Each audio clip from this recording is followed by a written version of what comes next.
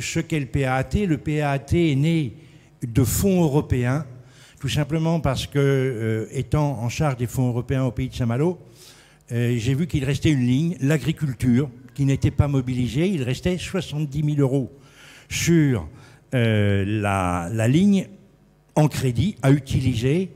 Et on arrivait en fin de mandat et on n'avait rien fait pour l'agriculture et cette ligne ne semblait motiver personne.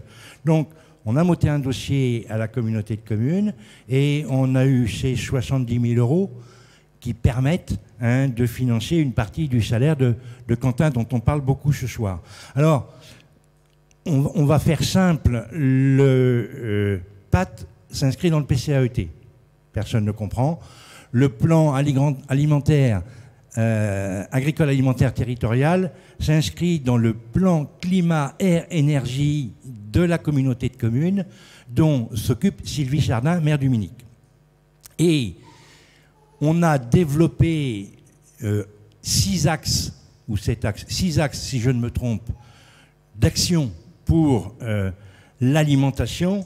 Le premier, c'est le foncier. Donc, Madame Jarnot va nous en parler tout à l'heure.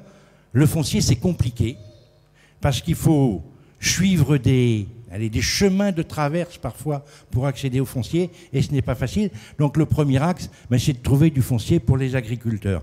La deuxième chose, et c'est l'engagement que l'on prend, c'est d'avoir un approvisionnement local et de qualité. Et là, on commence à se heurter à un certain nombre de pratiques, qui sont des pratiques qui ne sont pas ancestrales, parce que la grande distribution et autres n'est pas si vieille que ça, mais qui sont des pratiques ancrées depuis plusieurs décennies dans nos habitudes. Le troisième point que l'on a voulu aborder, c'est l'optimisation des flux. C'est-à-dire que si tout le monde va chez le fermier du coin acheter son litre de lait, c'est pas ça qui va faire avancer la planète. Et même en faisant du local, et surtout en faisant du local, il faut que les flux soient respectueux de l'environnement.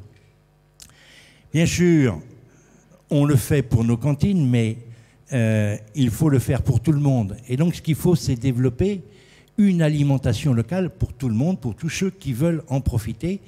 Et ça ne suffit pas d'avoir la production, il faut avoir la consommation en face.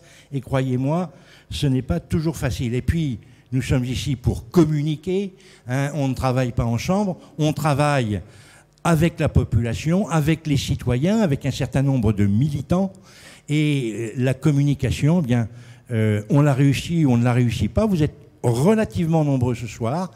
Et c'est important parce que nous autres élus qui sommes engagés dans ce plan, eh bien, ce n'est pas si facile de se faire entendre. Et puis le dernier point, eh bien, le dernier point, c'est très simple. Il ne suffit pas de faire, il faut évaluer. Toutes les politiques s'évaluent. Et donc, dans quelques années, eh bien, on sera amené à justifier de ce que l'on a fait, à mesurer les progrès qui ont été faits dans le cadre de la loi Egalim. On y reviendra peut-être tout à l'heure.